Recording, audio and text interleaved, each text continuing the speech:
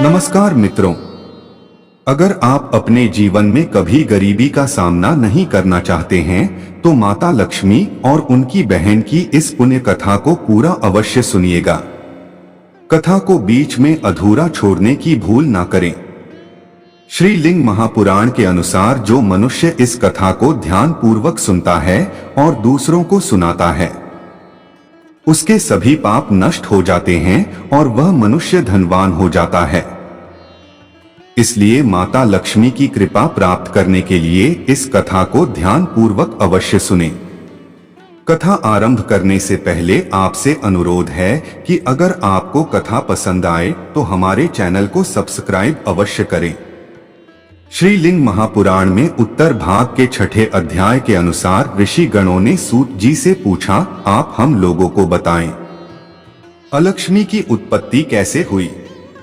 सूत जी बोले, समुद्र मंथन से अमृत की उत्पत्ति के समय महाभयंकर विष निकलने के बाद पहले ज्येष्ठा अशुभ अलक्ष्मी उत्पन्न हुई। उसके बाद भगवान विष्णु की पत्नी लक्ष्मी जी प्रकट हुई। लक्ष्मी जी से पहले प्रकट होने के कारण अलक्ष्मी को ज्येष्ठा भी कहा जाता है। तब लक्ष्मी जी के विवाह से पहले दुएसह नामक ऋषि ने उस अशुभा ज्येष्ठा के साथ विवाह किया। तब वे मुनि प्रसन्नचित्त होकर अलक्ष्मी के साथ संसार में विचरण करने लगे। जिस स्थान पर श्री हरि विष्णु और भगवान शिव के नाम का उच्चारण तथा वेद ध्वनि होती थी, हवन का धूम दिखता था अथवा शरीर पर भस्म धारण किए हुए लोग रहते थे, वहां पर अलक्ष्मी भयभीत होकर अपने दोनों कान बंद करके इधर उधर भाग जाती थी। अलक्ष्मी के इस स्वभाव को देखकर मुनि दुएसह चिंतित हो गए। इसके बाद वे महामुनि अलक्ष्मी के साथ घोर वन में जाकर कठोर तप करने लगे। एक समय उन मुनि ने वहां पर आते हुए मार्कंडेय जी को देखा। मार्कंडेय जी को प्रणाम करके ऋषि दुएसह ने कहा, हे भगवान, मेरी यह पत्नी मेरे साथ कभी नहीं रहेगी।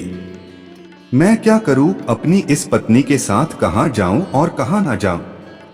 मार्कंडेय जी बोले, हे दुएसह, सुनो, जहां नारायण के भक्त, वेद मार्ग का अनुसरण करने वाले, रुद्र भक्त, महात्मा गण तथा भस्म रमाने वाले लोग रहते हों, वहां तुम कभी भी प्रवेश मत करना।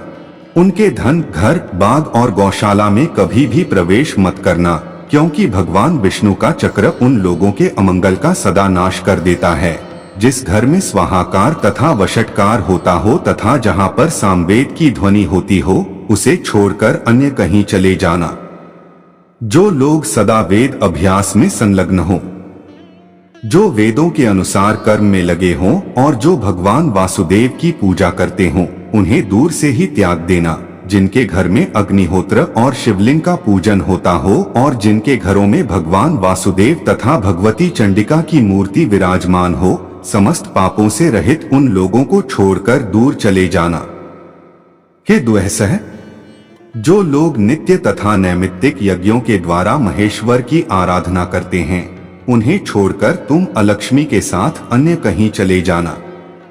जो लोग वैदिकों, साधुओं, गायों, गुरुओं, अतिथियों और रुद्र भक्तों की नित्य पूजा करते हैं, उनके पास मत जाना। दुएसह बोले, हे मुनि श्रेष्ठ, जिस स्थान में मेरा प्रवेश हो सके उसे आप मुझे बताएं, जिससे आपके वचन से मैं भय रहित होकर उनके घर में सदा प्रवेश करूं। मार्कंडेय जी बोले, जिसके घर में वैदिकों, साधुओं, गायों, गुरुओं और अतिथियों की पूजा ना होती हो और जहां पति और पत्नी एक दूसरे के विरोधी हों, उसके घर में तुम निर्भय होकर अपनी पत्नी अलक्ष्मी के साथ प्रवेश करो।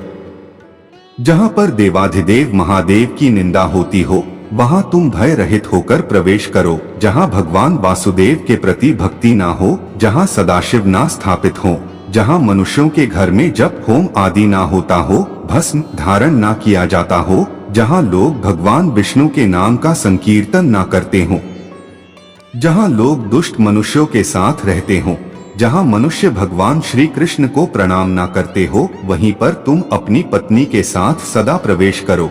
जहां लोग श्राद्ध कर्म आदि ना करते हो, ऐसे लोगों के यहाँ तुम अपनी पत्नी सहित निवास करो। जिस घर में रात्रि वेला में लोगों के बीच आपस में कलह होता हो, वहां तुम भय मुक्त होकर अलक्ष्मी के साथ निरंतर निवास करो। जहाँ खाने वाले पदार्थ बालकों के देखते रहने पर उन्हें दिए बिना ही लोग स्वयं पहले खा लेते हों, उस स्थान पर तुम प्रसन्न होकर पत्नी सहित प्रवेश करो। महादेव अथवा भगवान विष्णु का पूजन ना करके तथा विधि पूर्वक हवन ना करके जहाँ लोग रहते हों वहाँ तुम सदा निवास करो। जिस घर में पाप कर्म करने वाले मूर्ख तथा दयाहीन लोग रहते हों वहाँ पर तुम प्रवेश करो। घर को तोड़ने वाली अर्थात घर की मान मर्यादा को भंग करने वाली गृहिणी जिस घर में हो उस घर में प्रसन्न मन से अलक्ष्मी के साथ सदा निवास करो। जहाँ कांटेदार वृक्ष हो, जहाँ सेम आदि की लता हो और जहाँ पलाश का वृक्ष हो वहाँ तुम अपनी पत्नी अलक्ष्मी सहित निवास करो।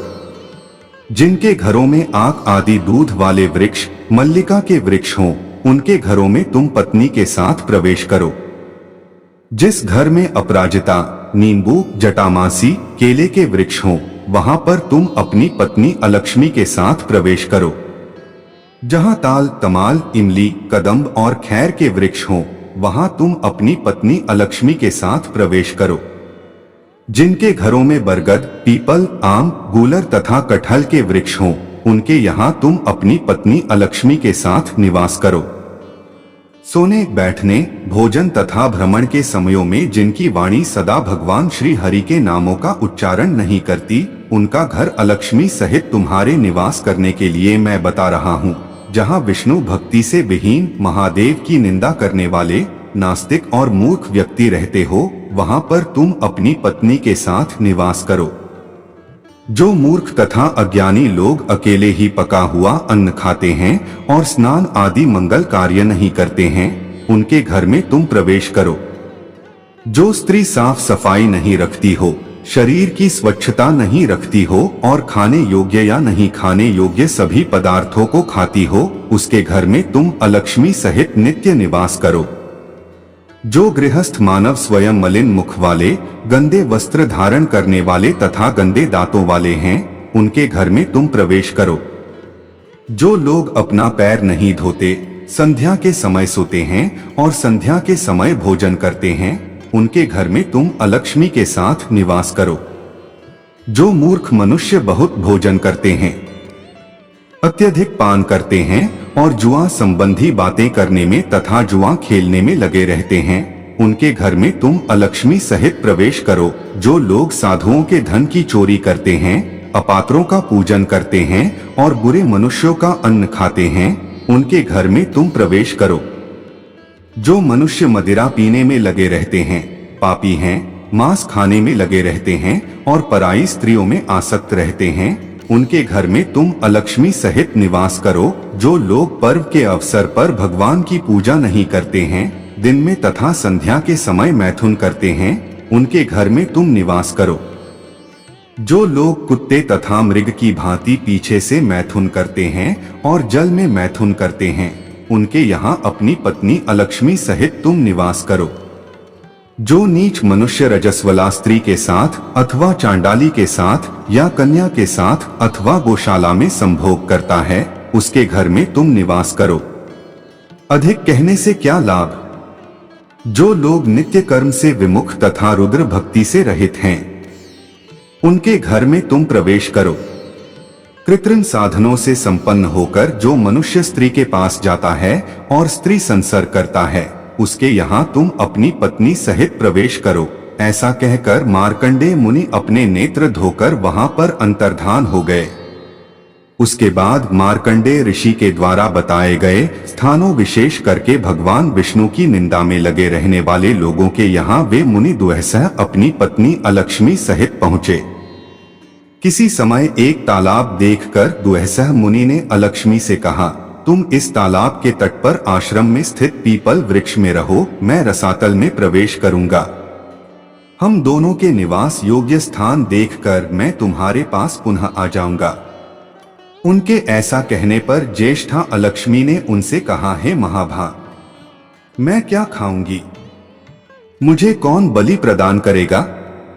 मुनि ने कहा, जो स्त्रियां भोज्य पदार्थों तथा पुष्प धूप से तुम्हारा पूजन करती हैं उनके घर में तुम प्रवेश मत करना।